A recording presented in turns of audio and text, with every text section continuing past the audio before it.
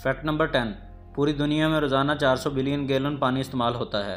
Fact number 9, चाँद सहराए गोबी से 1 million गुना ज़्यादा खुश्क है। फैक्ट नंबर 8, ज़मीन खला में 66,700 मील फ़ी घंटा की रफ्तार से सफ़र करती है।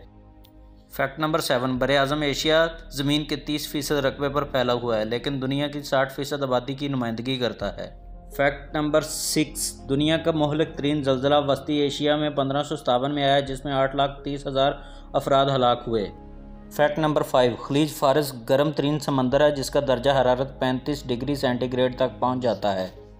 फैक्ट नंबर 4, अगर समंदर का पानी साफ़ हो तो सूरज की रोशनी 240 फीट गहराई तक भी जा सकती है। फैक्ट नंबर 3, ज़मीन की सतह का कुल रकबा 197 मिलियन स्क्वायर है। फैक्ट नंबर 2, ज़मीन पर मौजूद पानी का सिर्फ 3% हिस्सा काबिल इस्तेमाल है, जबकि 97% नमकीन है। 3% में भी 2% ग्लेशियर शामिल हैं।